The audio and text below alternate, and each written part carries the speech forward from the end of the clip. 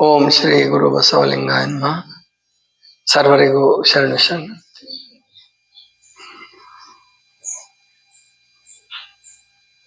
ಸಂಸಾರವೆಂಬ ಹೆಣ ಬಿದ್ದಿರೆ, ದಿನ ಬಂದ ನಾಯಿ ಜಗಳವ ನೋಡಿರೆ. ನಾಯಿ ಜಗಳವ ನೋಡಿ ಹೆಣವೆದ್ದು ನಗುತ್ತಿದೆ, ಗುಹೇಶ್ವರ ಎಂಬ ಲಿಂಗ ಅಲ್ಲಿಲ್ಲ ಕಾಣಿರೆ. ಇದು ಅಲ್ಲಮ ಪ್ರಭುದೇವರ ಒಂದು ಬೆಳಗಿನ ವಚನ. ಮೇಲ್ನೋಟಕ್ಕೆ ನೋಡಿದ್ರೆ ಇದೇನು ಅರ್ಥ ಆಗೋದು ಕಷ್ಟ. ಸಂಸಾರ ಅನ್ನುವಂಥ ಹೆಣ ಬಿದ್ದಿದೆ. ಹೆಣ ಬಿದ್ದಿದ್ರೆ ಅಲ್ಲಿ ಹೆಣ ತಿನ್ಲಿಕ್ಕೆ ಯಾರು ಬರ್ತವೆ? ನಾಯಿಗಳು, ನರಿಗಳು ಬರ್ಬೋದು. ಇಲ್ಲಿ ನರಿಯ ಉಲ್ಲೇಖವನ್ನು ಅವ್ರು ಮಾಡಿಲ್ಲ. ನಾಯಿ ಅಂದ್ರೆ ನಾಯಿ ಜಗಳಕ್ಕೆ ಪ್ರಸಿದ್ಧಿ. ನಾಯಿಗಳು ಒಟ್ಟಾಗಿ ಬಾಳೋದು ಕಡಿಮೆ ಇರ್ತವೆ, ಇದ್ರೂ ಕೂಡ ಜಗಳ ಮಾಡ್ತಿರ್ತಾವ. ಪ್ರಾಯಶಃ ಅವು ಜಗಳ ಮಾಡಿದಷ್ಟು ಯಾವ ಜಗಳ ಮಾಡಲ್ಲ ಅಂತ ಕಾಣುತ್ತೆ. ನರಿಗಳು ಒಟ್ಟೊಟ್ಟಾಗಿರ್ತವೆ. ನರಿ ಕೂಗೋದು ನೋಡ್ಬೇಕು ನೀವು. ಎಲ್ಲ ಒಂದು 7-8-10 ನರಿಗಳು ಒಟ್ಟಿಗೆ ಸೇರ್ಕೊಂಡಿರ್ತವೆ. ನಾಯಿಗಳು ಹಂಗೆ ಓಡಾಡೋದು, ಗುಂಪಲ್ಲಿ ಓಡಾಡೋದು ಕಷ್ಟ ನಾಯಿಗಳು. ಅದಕ್ಕೆ ನಾಯಿ ಜಗಳಕ್ಕೆ ಪ್ರಸಿದ್ಧಿ. ಸಂಸಾರ ಅನ್ನುವಂಥ ಹೆಣ ಬಿದ್ದಿದೆ, ದಿನ ಬಂದ ನಾಯಿ ಜಗಳವ ನೋಡಿರೆ. ನಾಯಿಯ ಜಗಳವ ನೋಡಿ ಹೆಣವೆದ್ದು ನಗುತ್ತಿದೆ. ನಾಯಿ ಜಗಳಾಡೋದು ನೋಡಿ ಹೆಣನೇ ನಗ್ತಾ ಇದೆ ಅಂತೆ. ಅದು ಹೆಣವೆದ್ದು ನಗುತ್ತಿದೆ, ಗುಹೇಶ್ವರನೆಂಬ ಲಿಂಗ ಅಲ್ಲಿಲ್ಲ ಕಾಣಿದೆ. ಅಂದ್ರೆ ಏನಿದ್ರ ಅರ್ಥ? ಹೆಣ ಅಂದ್ರೆ ಏನು? ಸಂಸಾರ ಅಂದ್ರೆ ಏನು? ಸಂಸಾರ ಅಂತ ಅಂದ್ಕೂಡ್ಲೆ ಸಾಮಾನ್ಯ ಎಲ್ರಿಗೂ ನೆನಪಾಗೋದೇನು? ಗಂಡ, ಹೆಂಡತಿ, ಮಕ್ಕಳು, ಮದುವೆ. ಮದುವೆಯಿಂದ ಸಂಸಾರ ಹುಟ್ಟುತ್ತೆ ನನ್ ನಿಜ. ಆದ್ರೆ ಇಲ್ಲಿ ಪ್ರಭುದೇವರು ಹೇಳ್ತಾ ಇರೋದು ಆ ಸಂಸಾರ ಅಲ್ಲ. ನೀವೇನ್ ಮದುವೆ ಮಾಡ್ಕೊಂಡು ಗಂಡ ಹೆಂಡತಿ ಮಕ್ಕಳು ಒಟ್ಟಿಗೆ ಬದುಕ್ತೀರಾ, ಆ ಸಂಸಾರ ಅಲ್ಲ. ಇಲ್ಲಿ ಸಂಸಾರ ಅಂತಂದ್ರೆ ಎರಡರ ಕೂಟದಲ್ಲಿ ಏನೊಂದು ಸುಖ ದುಃಖ ಉಂಟಾಗತ್ತಲ್ಲ, ಅದಕ್ಕೂ ಕೂಡ ಸಂಸಾರ ಅಂತ ಹೇಳ್ತಾರೆ. ಇಲ್ಲಿ ಸಂಸಾರವೆಂಬ ಹೆಣ ಅಂದ ಕೂಡಲೇ ಹಣ, ಅಧಿಕಾರ, ಅಂತಸ್ತು, ಕುರ್ಚಿ ಅಥವಾ ಕಟ್ಟಡಗಳು ಅಥವಾ ಶಬ್ದ, ಸ್ಪರ್ಶ, ರೂಪ, ರಸಗಂಧಗಳು, ಇವುಗಳೇ ಸಂಸಾರ ಎಂಬ ಹೆಣ. ಆ ಶಬ್ದ, ಸ್ಪರ್ಶ, ರೂಪ, ರಸಗಂಧ ಅನ್ನೋದಕ್ಕಿಂತಲೂ ಹೊರಗಿನ ವಸ್ತುಗಳು, ಹಣ, ಅಧಿಕಾರ, ಅಂತಸ್ತು, ಕೀರ್ತಿ, ವಾರ್ತೆ ಅಥವಾ ಕುರ್ಚಿ. ಅಧಿಕಾರಕ್ಕೆ ಕುರ್ಚಿ ಬೇಕಲ್ವಾ? ಅವುಗಳಿಗೋಸ್ಕರ ಹೊಡೆದಾಟ ಬಡದಾಟಗಳು ಜಗತ್ತಿನ ತುಂಬಾ ನಡೀತಾವ, ಗೊತ್ತಿದೆ ನಿಮ್ಗೆಲ್ಲ. ಹಿಂದಿನ ಕಾಲದಲ್ಲಿ ರಾಜರುಗಳು ಯುದ್ಧ ಮಾಡ್ತಿದ್ದಿದ್ದು ಅದಕ್ಕೋಸ್ಕರನೇ, ರಾಜ್ಯಕ್ಕೋಸ್ಕರ, ರಾಜ್ಯ ವಿಸ್ತರಣೆಗೋಸ್ಕರನೇ. ಬಂಗಾರಕ್ಕೋಸ್ಕರ ಕೊಲೆಗಳಾಗ್ತವೆ. ಆಮೇಲಿಂದ ಬೇರೆ ಬೇರೆ ವಸ್ತುಗಳು, ಹಣಕ್ಕೋಸ್ಕರ ಜೀವನ ತೆಗೆದು ಬಿಡ್ತಾರೆ. ಇವೇನೇ ಹೆಣ. ಇವುಗಳನ್ನ ಪಡಿಬೇಕು ಅಂತ ಹೇಳಿ ಜಗಳ ನಡೆಸ್ತಿರ್ತಾರೆ. ಅದರಲ್ಲೂ ನಮಗೆ ಪ್ರಭುದೇವರ ಈ ವಚನ ಚೆನ್ನಾಗಿ ನೆನಪಾಗೋದು ಯಾವಾಗ ಅಂದ್ರೆ ಚುನಾವಣೆ ಬಂದಾಗ ಒಂದು ಈ ಅಧಿವೇಶನಗಳು ನಡೀತಿರ್ತಾವಲ್ಲ, ಗೊತ್ತಿದೆ ನಮಗೆಲ್ಲ. ಪಾರ್ಲಿಮೆಂಟ್ ಇರಬಹುದು, ವಿಧಾನಮಂಡಲ ಇರಬಹುದು. ಅಲ್ಲಿ ಏನ್ ಜಗಳ ಆಡ್ತಿರ್ತಾರೆ ನೋಡಿದಾರಲ್ಲ, ಸಿಕ್ಕಾಪಟ್ಟೆ ಜಗಳ. ಅವನು ಮಂಡಿಸ್ತಿರ್ತಾನೆ, ಒಬ್ಬ ಮಂತ್ರಿ ಮಸೂದೆ ಮಂಡಿಸ್ತಿರ್ತಾನೆ. ಸುಮ್ಮನೆ ಕುತ್ಕೊಳ್ಳೋದೇ ಇಲ್ಲ ವಿರೋಧ ಪಕ್ಷದವರು. ಕೇಳಿಸ್ಕೊಳ್ಬೇಕು ಅಂತ ಅನ್ಕೊಳ್ಳೋದೇ ಇಲ್ಲ. ಗಲಾಟೆ ಮಾಡೋದು. ಕಾಲೇಜ್ ಹುಡುಗರಿಗಿಂತ ಜಾಸ್ತಿ ಗಲಾಟೆ ಮಾಡ್ತಾರೆ. ಕಾರಣ ಇಷ್ಟೇ, ಅವ್ರನ್ನ ಏನಾದ್ರು ತಪ್ಪು ತೋರಿಸಿ ನಾವು ಆ ಜಾಗದಲ್ಲಿ ಕುತ್ಕೋಬೇಕು, ಅಧಿಕಾರ ಸ್ಥಾನದಲ್ಲಿ ಕುತ್ಕೋಬೇಕು. ಮತ್ತ ಅವರು ಬಂದು ಅಂತ ಇಟ್ಕೊಳ್ಳಿ, ಇವ್ರು ಹಂಗೆ ಮಾಡ್ತಾರೆ. ಈ ಅಧಿಕಾರದಲ್ಲಿ ಇರ್ತಾರಲ್ಲ ಈಗ, ಅವರು ಹಾಗೆ ಮಾಡ್ತಾರೆ. ಒಟ್ಟು ಅಧಿಕಾರಕ್ಕಾಗಿ, ಹಣಕ್ಕಾಗಿ, ಕೀರ್ತಿ ವಾರ್ತೆಗಾಗಿ ಏನು ಜಗಳ ನಡೆಯುತ್ತೋ ಅಲ್ಲಿ ಅದನ್ನ ಪ್ರಭುದೇವರು ನಾಯಿಯ ಜಗಳ ಅಂತ ಕರೆದಿದ್ದಾರೆ. ಅಂದ್ರೆ ಏನ್ ಅಗತ್ಯ ಇಲ್ಲ ಮತ್ತು ಕೇಳಿಸ್ಕೊಂಡು ಅಥವಾ ಹಂಚ್ಕೊಂಡು ಆ ಹೆಣಕ್ಕೆ ಜೀವ ಬರೋ ಹಾಗೂ ಮಾಡಬಹುದು. ಅದೇ ಪ್ರಸಾದ. ಅವಕ್ಕೆ ಸಂಸ್ಕಾರ ಕೊಟ್ಬಿಟ್ರೆ ಅದು ಹಣ ನಿಜವಾಗಿ ಕೆಟ್ಟದ್ದಲ್ಲ. ಕುರ್ಚಿ ನಿಜವಾಗಿ ಮುಖ್ಯಮಂತ್ರಿ ಕುರ್ಚಿ ಕೆಟ್ಟದ್ದಲ್ಲ. ಅದಕ್ಕೇನು ಜೀವವೂ ಇಲ್ಲ. ಅದಕ್ಕೆ ಹೆಣ ಅಂತ ಕರೆದಿರುತ್ತೆ ದೇವ್ರು. ಆ ಕುರ್ಚಿಗೆ ಜೀವ ಇಲ್ಲ, ಹಣಕ್ಕೆ ಜೀವ ಇಲ್ಲ, ಬಂಗಾರಕ್ಕೆ ಜೀವ ಇಲ್ಲ, ಕಟ್ಟಡಗಳಿಗೂ ಜೀವ ಇಲ್ಲ. ಅದು ಹೊಡೆದಾಡೋರಿಗೆ ಜೀವ ಇದೆ. ಇದೇ ವಿಚಿತ್ರ ನೋಡಿ. ಜೀವ ಇಲ್ಲದಕ್ಕಾಗಿ ಜೀವ ಇದ್ದವ್ರು ಹೊಡೆದಾಡ್ತೀವಿ. ಅವಿದ್ಯಾ ವಸ್ತುಗಳು ಅವೆಲ್ಲ. ಅವಕ್ಕೇನು ವಿದ್ಯೆನೂ ಇಲ್ಲ, ಜೀವನೂ ಇಲ್ಲ. ಇನ್ನು ನಾವೇ ಮಾಡಿರೋದು, ಮತ್ತೆ ಅದನ್ನ ಮಾಡಿರೋರು ನಾವೇ. ಆ ಹಣಕ್ಕೆ ಮುದ್ರೆ ಹೊತ್ತಿದ್ದು, ಹಣಕ್ಕೆ ಎಷ್ಟು ನೋಟು ಅಂತ ರೂಪಾಯಿ ಬರೆದಿದ್ದು ನಾವೇನೆ. ಆದ್ರೆ ಅದೇ ರೂಪಾಯಿಗೋಸ್ಕರ ಹೊಡೆದಾಡೋರು, ಜೀವ ತೆಗಿಯೋರು, ಜೀವ ಕಳ್ಕೊಳ್ಳೋರು ನಾವೇನೆ. ಎಂತ ವಿಚಿತ್ರ ಅಲ್ವಾ? ಮನುಷ್ಯನ ಬಂಧನ ಹೆಂಗಿರುತ್ತೆ ನೋಡಿ. ಬಂಧನ ಅನ್ನುವಂಥದ್ದು, ಈ ಬಂಧನದಿಂದ ಪಾರಾಗ್ಬೇಕಾದ್ರೆ ನಾವು ಬಹಳ ಎಚ್ಚರಿಕೆಯಿಂದ ಇರಬೇಕು. ಹಾಗಂತ ಇವು ಹೆಣಗಳು ಅಂತ ಬಿಡಕ್ಕೂ ಬರಲ್ಲ. ಜೀವನ ಮಾಡ್ಬೇಕಾದ್ರೆ ಹಣ ಬೇಕು, ಜೀವನ ಮಾಡ್ಬೇಕಾದ್ರೆ ಮನೆ ಬೇಕು, ಜೀವನ ಮಾಡ್ಬೇಕಾದ್ರೆ ವಸ್ತುಗಳೆಲ್ಲ ಬೇಕು. ಅದನ್ನ ಶರಣರು ಏನ್ ಹೇಳಿದ್ರಂದ್ರೆ, ಪ್ರಸಾದವಾಗಿ ಸ್ವೀಕರಿಸಿ, ಪ್ರಸಾದವಾಗಿ ಮಾಡಿಕೊಳ್ಳಿ. ಕುರ್ಚಿಗಾಗಿ ಕಿತ್ತಾಡೋದು ಬೇಡ, ಯೋಗ್ಯತೆ ಇದ್ದವ್ರನ್ನ ಕೂರಿಸ್ರಿ. ಅದಕ್ಕೆ ನನಗೆ ರಾಮಾಯಣದಲ್ಲಿ ತುಂಬಾ ಸಂತೋಷ ಕೊಡ್ತಕ್ಕಂಥ ಒಂದು ಸಂಗತಿ ಏನು ಅಂದ್ರೆ, ರಾಮ ಎಲ್ಲಾ ದೃಷ್ಟಿಯಿಂದ ಯೋಗ್ಯ ಇದ್ದ ಪಟ್ಟಾಭಿಷೇಕ ಮಾಡ್ಕೊಳಕ್ಕೆ. ಅವನು ಹಿರಿ ಮಗ. ಆಗಿನ ಕಾಲದ ಏನ್ ನಿಯಮಗಳಿದ್ವೋ ಆ ನಿಯಮಗಳ ಪ್ರಕಾರ ಅವನಿಗೆ ಯೋಗ್ಯತೆ ಇತ್ತು. ಅಪ್ಪ ಒಂದ್ ಮಾತು ಹೇಳಿದ್ದಕ್ಕೆ, ನಿನ್ ತಮ್ಮನಿಗಾಗ್ಲಿ, ನೀನ್ ಕಾಡಿಗೆ ಹೋಗ್ಬೇಕು 14 ವರ್ಷ, ನಿಮ್ ಚಿಕ್ಕಮ್ಮಂಗೆ ನಾನು ಮಾತು ಕೊಟ್ಟಿದ್ದೀನಿ, ಸರಿ ಹೊರಟೇ ಬಿಟ್ಟ. ಎಲ್ಲ ಸಿದ್ಧವಾಗಿತ್ತು, ಎಲ್ಲ ಸಿದ್ಧವಾಗಿತ್ತು. ಆದ್ರೆ ಬಿಟ್ಟು ಹೊರಟ. ಹೋಗಿ ಕರೆದ್ರೂ ಬರ್ಲಿಲ್ಲ ಅಂತ ಬರ್ದಿದ್ದಾರೆ, ಕತೆ ಬರ್ದಿದ್ದಾರೆ. ಒಂದು ನದಿ ದಂಡೆ ದಾಟಿ ಹೋಗಿರ್ತಾರೆ, ಆ ಕಡೆ ಹೋಗಿರ್ತಾರೆ, ಎಲ್ಲರೂ ಹೋಗ್ತಾರೆ. ಭರತ ಬರ್ತಾನೆ. ಭರತ ಬಂದ್ಮೇಲೆ ಅವ್ರ ಅಮ್ಮನ ಮೇಲೆ ಸಿಟ್ಟು ಮಾಡ್ತಾನೆ, ಮಂಥರೆ ಮೇಲೆ ಸಿಟ್ಟು ಮಾಡ್ತಾನೆ, ಕರೆಯಕ್ಕೆ ಹೋಗ್ತಾರೆ. ಎಲ್ಲರೂ ಚಿಕ್ಕಮ್ಮನಿಂದ ಹಿಡ್ಕೊಂಡು ಪ್ರತಿಯೊಬ್ರು ಕರೆಯಕ್ಕೆ. ರಾಮ ಹೇಳ್ತಾನೆ, ಇಲ್ಲ ಬರಲ್ಲ, ಅದು ವಿಧಿ, ದೇವರ ಇಚ್ಛೆ ಇದೆ. ನೋಡಿ, ರಾಮನ್ನ ನಾವು ನೀವೆಲ್ಲ ದೇವ್ರು ಮಾಡೋದು ಏನಕ್ಕೆ? ಅವನು ಏನೋ ಹೇಳ್ಕೊಟ್ರು, ಹಿರಿಯರೆಲ್ಲ ಹೇಳ್ಕೊಟ್ರು, ರಾಮಾಯಣ ಬರೆದ್ರು ಅಂತ ಇರಬಹುದು. ಆದ್ರೆ ರಾಮ ಭಾರ ಹಾಕಿರೋದು ಅದು ಸತ್ಯವಿದ್ರೆ, ನಿಜವಾಗೂ ನಡೆದಿದ್ರೆ, ನಿಜವಾಗೂ ಅದು ಬಹಳ ದೊಡ್ಡ ತ್ಯಾಗ. ಗಲಾಟೆ ಮಾಡ್ಲಾರ್ದ. ಅಂದ್ರೆ ಈಗ ಒಂದ್ ಸಣ್ಣ ಸಣ್ಣ ವಿಷಯಕ್ಕೆ ಎಷ್ಟು ಗಲಾಟೆ ಮಾಡ್ಕೊಂತಿರ್ತಾರೆ. ಒಂದ್ ಮನೆ, ಒಂದ್ ಜಮೀನು, ಕೊಲೆಗಳೇ ಹಾಕ್ಬಿಡ್ತಾರೆ. ಇಡೀ ರಾಜ್ಯ ಅಂದ್ರೆ ತುಂಬಾ ದೊಡ್ಡ ರಾಜ್ಯ ಅದು. ಆವಾಗಿನ ಕಾಲಕ್ಕೆ ತ್ರೇತಾಯುಗದಲ್ಲಿ ತುಂಬಾ ದೊಡ್ಡ ರಾಜ್ಯ.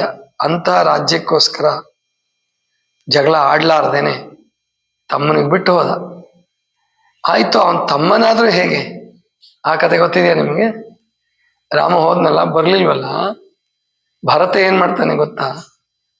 ಆ ಪಾದುಕೆ ಕೇಳ್ತಿರ್ತಾನೆ ರಾಮಂದು. ಆಯ್ತಪ್ಪ, ನೀನ್ ಬರಲ್ವಲ್ಲ, ಪಾದುಕೆ ಕೊಡು. ಪಾದುಕ ಪಟ್ಟಾಭಿಷೇಕ ಅಂತ ಬಹಳ ದೊಡ್ಡ ಹರಿಕತೆ ಮಾಡ್ತಾರಲ್ಲ. ಆ ಪಾದುಕಕ್ಕೆ, ಅಣ್ಣನ ಪಾದುಕೆಗೆ ಪಟ್ಟಾಭಿಷೇಕ. ಅವನು ಬರೋವರೆಗೂ 14 ವರ್ಷ ಅವನು ಆ ಪಾದುಕೆಯನ್ನ ಸಿಂಹಾಸನದ ಮೇಲೆ ಇಟ್ಟು, ತಾನು ಕೇರ್ ಟೇಕರ್ ಅಂತ ಕರೀತಾರೆ ಅವ್ರಿಗೆ. Care taker government. ನಾ ಶಾಶ್ವತ ರಾಜ ಅಲ್ಲ, ಅಣ್ಣಂದೇ ಇದು, ನಾನು ಕೇವಲ ನೋಡಿಕೊಳ್ಳುವನು, ಉಸ್ತುವಾರಿ. ಇನ್ನೊಬ್ಬ ಶತ್ರುಘ್ನ ಅಂತ ಬರ್ತಾನೆ, ಅವನು ತಪಸ್ ಕೊಟ್ಟು ಹೋಗ್ತಾನೆ, ತಪಸ್ ಮಾಡ್ತಾನೆ. ಅವನು ನಂದಿ ಗ್ರಾಮದಲ್ಲಿ ಕೂತ್ಕೊಂಡು 14 ವರ್ಷ ತಪಸ್ಸು, ಅಂದ್ರೆ ಸರಳವಾದ ಜೀವನ ನಡೆಸ್ತಾನೆ. ಲಕ್ಷ್ಮಣ ಅಂತ ಅವನ ಜೊತೆ ಸೇವೆ ಮಾಡ್ತಾನೆ. ಇದು ಮೌಲ್ಯಗಳನ್ನು ಹೇಳ್ತಕ್ಕಂಥ ಕಥೆ. ಹಾಗೆ ನೋಡ್ಬೋದು. ಅದು ಮುಂದಿಂದು ಅದೇನ್ ನಡೆದಿದೆಯೋ, ಎಷ್ಟು ನಡೆದಿದೆಯೋ ಅದರಲ್ಲಿ ಎಲ್ಲವನ್ನೂ ನಂಬಕ್ಕಾಗಲ್ಲ. ಈಗ ಉದಾಹರಣೆಗೆ ಹನುಮಂತ ಕೋತಿ ಅಂತ ಚಿತ್ರಿಸಿದಲ್ಲ, ಅದನ್ನೇ ನಂಬಕ್ಕಾಗಲ್ಲ. ಕೋತಿ ಅಲ್ಲ ಅವನು, ಸಂಸ್ಕೃತ ಮಾತಾಡ್ತಾ ಇದ್ದ ಅಂತ ಬರೀತಾನೆ, ವಾಲ್ಮೀಕಿನೇ ಬರೆದಿರೋದು.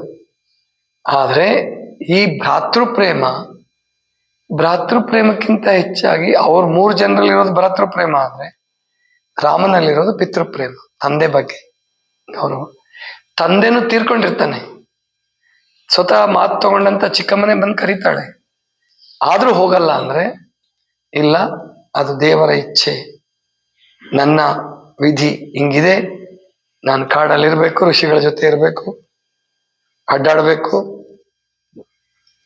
ಈ ಮೌಲ್ಯವನ್ನ ಭಾರತೀಯರು ಏನು ಚಿತ್ರಿಸಿದ್ದಾರೆ ಇದರಲ್ಲೂ ಒಂದು ಅರ್ಥ ಇದೆ.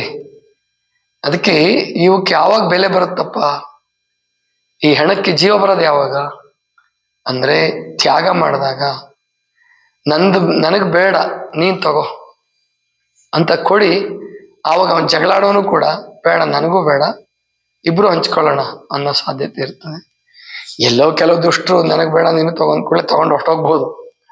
ಆದ್ರೆ ಹೆಚ್ಚಾಗಿ ಈ ತ್ಯಾಗಕ್ಕೆ ಬೆಲೆ ಇದೆ, ಜಗತ್ತಿನಲ್ಲಿ ತ್ಯಾಗಕ್ಕೆ ಬೆಲೆ ಇದೆ, ಹಂಚ್ಕೊಳ್ಳೋದಕ್ಕೆ ಬೆಲೆ ಇದೆ, ತಪಸ್ಸಿಗೆ ಬೆಲೆ ಇದೆ. ಅದನ್ನ ನಾವೆಲ್ಲರೂ ಕೂಡ ಕಲ್ತ್ಕೋಬೇಕು. ಇದನ್ನೇ ಇಲ್ಲಿ ಇವಕ್ಕೆ ಜಗಳ ಆಡಿದ್ರೆ ಹೆಣಗಳಾಗ್ತವೆ. ಜಗಳ ಆಡಿದ್ರೆ ಅವಾಗ ಜೀವ ಇಲ್ಲ, ನಾವೇ ಬಡ್ದಾಡಿ ಸಾಯೋದು. ಆವಾಗ ಅವ್ ನಗ್ತಾವಂತೆ. ಅಂದ್ರೆ ಅವರು ಬೇಂದ್ರೆಯವರು ಕುರುಡು ಕಾಂಚಾನ ಕುಣಿಯುತ್ತಲಿತ್ತು, ಕಾಲಿಗೆ ಬಿದ್ದವರ ತುಳಿಯುತ್ತಲಿತ್ತು ಅಂತ ಒಂದು ಪದ್ಯ ಹೇಳ್ತಾನೆ. ಅದರಲ್ಲಿ ಅವ್ರು ಹೇಳ್ತಾರೆ, ಗುಡಿಯೊಳಗೆ ತನನನ, ಅಂಗಡಿಯೊಳಗೆ ಜನನನ, ಎಲ್ಲಾ ಕಡೆ ಕುಣಿತಾ ಇದೆ ಅಂತದು ಕಾಂಚಾಣ. ಅದೇ ನಗದು ಅಂದ್ರೆ ಅದೇನೆ, ನಗತದೆ ಹೆಣ ಅಂತಾರಲ್ಲ, ಅಲ್ಲಿ ಕುಣಿಯುತ್ತೆ ಅಂತ ಬೇಂದ್ರೆಯವ್ರು ಬಳಸಿದ್ರೆ ಅಲ್ಲಮ ಪ್ರಭುಗಳು ನಗ್ತಾ ಇದೆ ಅಂತ ಬಳಸ್ತಾರೆ. ಆದ್ರಿಂದ ಅದಕ್ಕೆ ನಾವು ಆಸ್ಪದ ಕೊಡೋದು ಬೇಡ. ಎಲ್ಲೇ ಇರ್ಲಿ, ಮತ್ತೆ ಆರೋಗ್ಯ ಚೆನ್ನಾಗಿರ್ಬೇಕು ಅಂದ್ರೂ ಅಷ್ಟೇನೆ. ಇಲ್ಲಿ ನೀವೇನು ಆರೋಗ್ಯಕ್ಕಾಗಿ ಬಂದಿದ್ದೀರಲ್ಲ, ಆರೋಗ್ಯ ಸಾಧಕರು, ನೀವು ಅಣ್ಣ ತಮ್ಮಂದ್ರ ಜೊತೆ ಇರ್ಬೋದು, ಸ್ನೇಹಿತರ ಜೊತೆ ಇರಬಹುದು, ಅಥವಾ ಒಂದು ಸಂಘ ಸಂಸ್ಥೆ ಇರಬಹುದು. ಅಲ್ಲಿ ನೀವು ಪ್ರಧಾನ ಸ್ಥಾನಕ್ಕಾಗಿ ಬಡದಾಡಿದ್ರೆ ನಿಮ್ ಜೊತೆ ಬಡದಾಡೋರು ಸಿಗ್ತಾರೆ. ನೀವೇ ತ್ಯಾಗ ಮಾಡೋದು ಕಲ್ತ್ಬಿಟ್ರೆ ಬಡದಾಡೋರು ಬರಲ್ಲ. ಅದಕ್ಕೆ ನಾನು ತೀರ್ಮಾನ ಮಾಡಿದ್ದು, ಮನಗುಂಡಿಗೆ ಹಳ್ಳಿಗೆ ಬರಬೇಕು, ಹೊಸದಾಗೆ ಮಾಡಬೇಕು, ಜೊತೆಗೆ ಗುಡ್ಡದ ಮೇಲೆ ಇರಬೇಕು, ದೂರ ಇರಬೇಕು ಊರ್ ಬಿಟ್ಟು.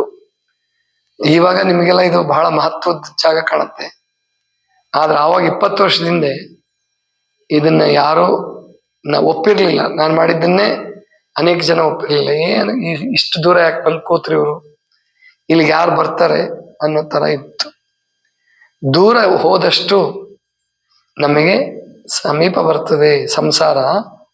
ಈ ಏನು ಅಧಿಕಾರ ಅನ್ನುವಂಥದ್ದು, ಹಣ ಅನ್ನುವಂಥದ್ದು ತ್ಯಾಗಕ್ಕೆ ಸಿದ್ಧವಾದಾಗ ಅದು ನಮಗೆ ಪ್ರಸಾದವಾಗಿ ಬರ್ತದೆ. ಆ ಪ್ರಸಾದವಾಗಿ ಬಂದಲ್ಲಿ ನಮ್ಮ ಉದ್ಧಾರ ಆಗುತ್ತೆ. ಎಲ್ಲಿ ಜಗಳ ಇರ್ತದೋ ಅಲ್ಲಿ ಹಾಳಾಗತ್ತೆ, ಅದು ಪ್ರಸಾದ ಆಗಲ್ಲ, ಅದು ಹೆಣ ಆಗತ್ತೆ. ಆವಾಗ ಅದು ಮನುಷ್ಯನನ್ನ ಅಧೋಗತಿಗೆ ತಗೊಂಡೋಗುತ್ತೆ. ಅದಕ್ಕೋಸ್ಕರನೇ ಶರಣರು ನಮಗೆ ಕಲಿಸ್ಕೊಟ್ಟಿದ್ದೇನೆಂದ್ರೆ ಎಲ್ಲವನ್ನೂ ಪ್ರಸಾದೀಕರಣ ಮಾಡೋದು. ಶಬ್ದ, ಸ್ಪರ್ಶ, ರೂಪ, ರಸ, ಗಂಧ ಇವುಗಳನ್ನ ಪ್ರಸಾದೀಕರಣ ಮಾಡೋದು. ಇಲ್ಲೂ ಕೂಡ ಒಟ್ಟ 20 ವರ್ಷದಲ್ಲಿ ಜಗಳನೇ ಬಂದಿಲ್ಲ ಅಂತಲ್ಲ, ಬಂದಿದೆ. ಇಷ್ಟು ದೂರ ಬಂದ್ರೂ ಕೂಡ ಇಲ್ಲಿ ಒಳಗಡೆನೆ ಹುಟ್ಟಿದ್ದುಂಟು. ಅದನ್ನ ಸ್ವಲ್ಪ ಗಟ್ಟಿಯಾಗಿ, ಶಕ್ತಿಪೂರ್ಣವಾಗಿ, ಆಮೇಲೆ ತತ್ವಪೂರ್ಣವಾಗಿ ಅದನ್ನ ನಿಯಂತ್ರಣಕ್ಕೆ ತಗೊಂಡಿದ್ದಕ್ಕೆ ಅದು ಮುಂದೆ ತಾನೇ ನಿಯಂತ್ರಣಕ್ಕೆ ಬಂತು. ಏನು ತೊಂದರೆ ಆಗ್ಲಿಲ್ಲ. ಅವರು ಸತ್ಯ ಗೊತ್ತಾಯ್ತು ಆಮೇಲೆ ಜಗತ್ತಿಗೆ. ಹಾಗೆ ಈ ವಸ್ತುಗಳಿಗಾಗಿ, ಆಮೇಲೆ ಜಮೀನಿಗಾಗಿ ಬಹಳ ಗದ್ದಲ ಮಾಡ್ಕೋಬಾರ್ದು. ಜೀವ ಹೋಗೋಷ್ಟು, ನಮ್ಮ ಜೀವ ಹೋದ್ರೂ ಪರವಾಗಿಲ್ಲ, ಅವ್ರ ಜೀವ ತೆಗಿತೀವಿ ಅನ್ನೋಷ್ಟು ಹಠ ಹಿಡಿಬಾರ್ದು. ಸುಮ್ಮನೆ ಜಾಗ ಖಾಲಿ ಮಾಡಿ ಪರಮಾತ್ಮನ ಮೇಲೆ ಆಶ್ರಯ, ಪರಮಾತ್ಮನ ಮೇಲೆ ಜೊತೆಗೆ ನಮ್ಮ ವಿದ್ಯೆ. ಈಗ ನನಗೆ ಈ ಒಂದು ವಿದ್ಯೆ ಇತ್ತು ಅಂತ ತಿಳ್ಕೊಂಡು ನೀವೆಲ್ಲ ಬಂದ್ರಿ, ಆರೋಗ್ಯ ಕೊಡೋದಕ್ಕೆ ಗೊತ್ತಿದ್ದಕ್ಕೋಸ್ಕರ ಹುಡ್ಕೊಂಡು ಬರ್ತಾ ಇದ್ದೀರಾ. ಇಲ್ಲೇ ಹೋದ್ರೆ ಬರ್ತಿರ್ಲಿಲ್ಲ. ಬರೇ ಧರ್ಮ ಹೇಳಿದ್ರೆ, ಬರೇ ಪ್ರವಚನ ಮಾಡಿದ್ರೆ ನೀವು ಇಲ್ಲಿ ಯಾರಿಗೂ ಬರ್ತಿರ್ಲಿಲ್ಲ. ಆರೋಗ್ಯ ಸಿಗತ್ತೆ ಅನ್ನೋ ಕಾರಣಕ್ಕಾಗಿ ಬರ್ತೀನಿ ಅಂದ್ರೆ ಒಂದು ವಿದ್ಯೆ ಗಳಿಸ್ಕೋಬೇಕು. ಯಾವಾಗ್ಲೂ ವಿದ್ಯಾವಂತರಾದ್ರೆ, ಬುದ್ಧಿವಂತರಾದ್ರೆ, ಸ್ವಾವಲಂಬಿಗಳಾದ್ರೆ ನಾವು ಜೀವನದಲ್ಲಿ ಆನಂದ ಪಡಬಹುದು. ಇಲ್ಲಾಂದ್ರೆ ಈ ಜಗತ್ ಬಹಳ ಕೆಟ್ಟ. ಎಷ್ಟೇ ದೊಡ್ಡವರಾದ್ರು, ಎಷ್ಟೇ ವಿದ್ಯಾವಂತರಾದ್ರು ಅಶಾಂತಿಯಲ್ಲಿ ಬಿದ್ದಿರೋರನ್ನ ನೋಡಿ, ಕೋಟಿ ಕೋಟಿ ದುಡ್ಡು ಇಟ್ಕೊಂಡು ಅವ್ರು ಏನೂ ಪಡೀಲಿಲ್ಲ, ಏನೂ ಗಳಿಸ್ಲಿಲ್ಲ, ಏನು ಆನಂದ ಹೊಂದಲಿಲ್ಲ. ಕೊನೆಯ ತನಕ ಹೆಂಡತಿ ಜೊತೆಗೋ, ಅಣ್ಣ ತಮ್ಮಂದ್ರ ಜೊತೆಗೋ, ತಾಯಿ ತಂದೆಗಳ ಜೊತೆಗೋ ಜಗಳ ಮಾಡ್ಕೊಂತ ಅವ್ರ ಜೀವನ ಮುಗಿಸ್ಬಿಡ್ತಾರೆ, ಏನನ್ನೂ ಕಾಣಲ್ಲ. ಅದಕ್ಕೆ ವಿದ್ಯೆ ಮತ್ತು ತ್ಯಾಗ, ವೈರಾಗ್ಯ ಇವೆಲ್ಲವೂ ಕೂಡ ನಮ್ಮನ್ನ ಕಾಪಾಡ್ತಕ್ಕಂಥ ಅಂಶಗಳು.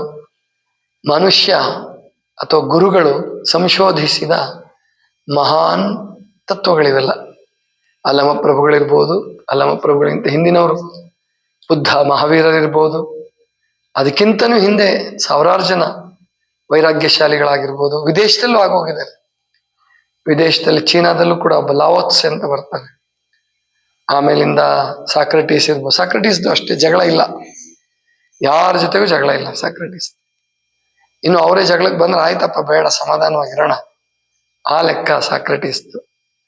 ಆದ್ರೆ ಜಗಳ ಇಲ್ಲ ಅಂದ ಕ್ಷಣಕ್ಕೆ ಸತ್ಯ ಪ್ರತಿಪಾದನೆ ಮಾಡೋದು ಬಿಡ್ಲಿಲ್ಲ ಸಾಕ್ರೆಟೀಸ್ಗೆ. ಅದಕ್ಕೆ ವಿಷ ಉಣಿಸಿದ್ದು ಏನಕ್ಕೆ ಅಂದ್ರೆ ದೇವ್ರೊಬ್ಬನೇ ಅಂತ. ಯೇಸು ಕ್ರಿಸ್ತನಿಗೂ ಕಲ್ಲಿಗೆ ಹಾಕಿದ್ದು ಅದಕ್ಕೆ ಅಂತ ಹೇಳು, ದೇವ್ರೊಬ್ಬನೇ ಅಂತ ಅವರು ಸಾಕ್ರೆಟೀಸ್. ನೀವೆಲ್ಲ ಇಟ್ಕೊಂಡಂತ ಅವು ನೀವೇ ಕಲ್ಪಿಸಿದ ದೇವತೆಗಳು ಉಪಯೋಗ ಇಲ್ಲ, ದೇವನೊಬ್ಬ.